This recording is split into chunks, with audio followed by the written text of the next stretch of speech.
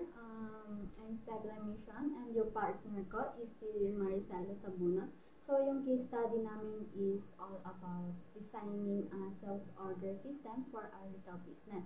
So first is abstract.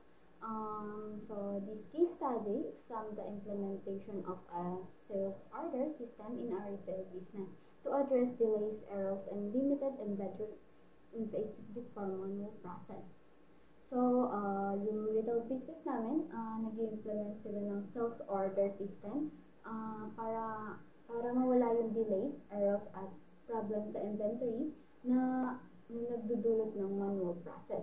Nag-automate sila ng orders tracking at CRM, kaya mas mabilis yung processing ng orders. 35 faster, tapos mas accurate, kaya mas happy yung mga customers. Plus, yung real-time data analytics, nakakatulong para mag-improve yung decision making. Efficiently, at sales, kaya ready sila for the growth in the future. Background. So, background is a retail business grow automate sales order system become initial for the efficient order inventory and customers management, supporting sales operation and growth. So, as retail business grow, super important na magkaroon ng automated sales order para mas smooth ang pag-handle ng mga orders, inventory, at customers. Para kung may system na, hindi na kailangan mag-manual tracking. So, mas mabilis at accurate lahat ng transaction. Tapos mas madali pang i-manage yung business growth. For example na lang, kunwari si Jane, may online stores. Tapos, dumami yung mga orders. Kung manual pa siya magpa-process, maluloka siya syempre. Pero kung may automated system, mas mabilis ang track and inventory.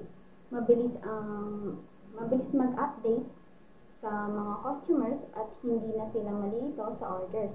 So, mas efficient at less errors at more time to grow. Naman is problem statement. The retail business face delays, errors, and limited inventory visibility from manual order processing impacting efficiency and profitability and customer satisfaction. So, yung retail business, sobrang apektado sila sa delays, errors, at limited na visibility ng inventory. Kasi manual pa yung order processing nila. Kaya medyo magulo and tagal na mag-process ng orders as a result, naaapektuhan yung mga efficiency nila. Pati na rin yung kita at satisfaction ng mga customers. Parang ang hirap mag-grow kapag ganun. Objective to automate orders, entry and processing to minimize errors and reduce time speed. Automate ang orders entry para mabawasan yung errors at manual tasks.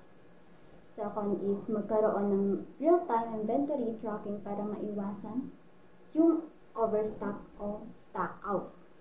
Third is improve customer service sa pamamagitan ng mabilis at accurate order fulfillment.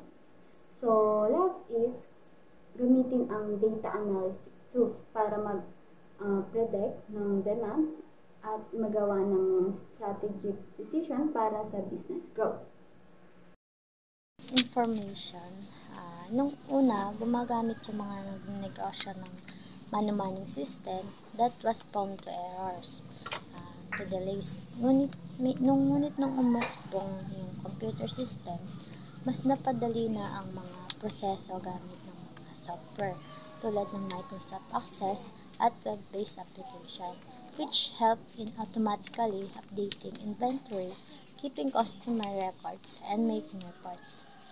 This system have improved operation and make better business decisions. Next is proposed solution. So, system overview tayo. The sales order system enables staff to efficiently manage sales transaction and track inventory in real time. Built on Microsoft Access. So yung sales order system, tinutulungan yung mga staff na i-manage ng maayos yung sales transaction at i-track yung inventory in real time gamit yung Microsoft Access. Ini-automate dito yung mga processes tulad ng mga stocks, updates, tapos may mga features for customers management, or order processing, reporting. So, overall, mas mai-improve yung sales performance ng business. Parang mas mabilis, mas efficient, at mas accurate lahat ng transaction. So, product includes detailed items in for sales, product ID, names, price, stock quantities, and reorder levels. So, customers contains key information about purchasing, such as customers' IDs, names, and contact details. So, next is orders, captures transaction details for each customer, including order ID, customer's ID, order details, order dates, total amounts ordered, status, and payment methods.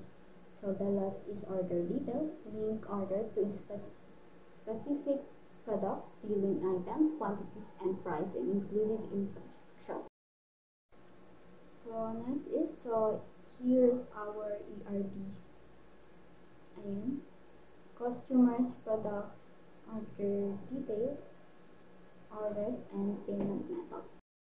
Next is functionality. The system allows the staff to efficiently manage sales order, including the items selection, quantity specification, and payment option.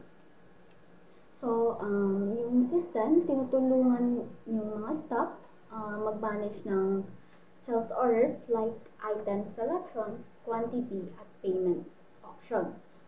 May automated inventory, automated inventory management with real-time updates at stock alerts.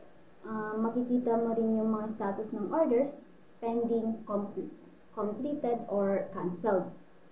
Para klaro yung progress ng transaction, plus nagja-generate siya ng details report for sales and inventory, giving insight para mas inform yung decision at planning ng mga business. Sa implementation naman, ang arkitektura ng system at database schema ay nilikha gamit ang Access na may user-friendly na mga interface para sa pagpasok ng order at pamahala ng inventaryo. Ang mga functional na pagsusulit at pagtanggap ng mga gumagamit ay sinagawa at pagsasanay sa kawani.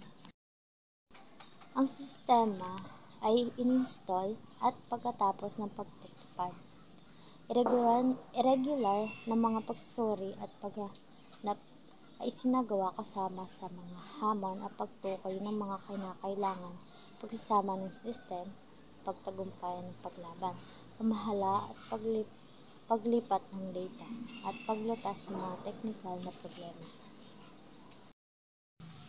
Sa insight and evaluation naman, dito ang sales order system ay isang proyekto na ginagawa upang gawing mas maayos at mapabilis ang negosyo. Ang pangunahing layunin nito ay gawing automated ang mga order acceptance and inventory tracking. Instead of manual processing, ginagamit ang teknolohiya para mas maging maayos ang system. Yun nga, sa pamamagitan ng Microsoft Access, mas maging flexible ang system. Na ibig sabihin, kayang sumabay sa paglago ng negosyo. Thank you, Maricela. So, ngayon is conclusion naman tayo, summary. So, yung summary nito is yung sales order system na ginawa gamit ang Microsoft Access. Pinapadali yung order processing at real-time inventory tracking, pati na rin yung customer management. Binabawasan niya yung errors at nakakatulong sa decision-making gamit ang data-driven reports. So, reliable at scalable na solution siya, especially for small to medium-sized businesses. The last is final thoughts.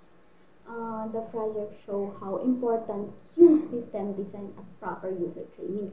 Para maging smooth ang operations, tinutulungan nito yung ayusin sales at inventory challenge.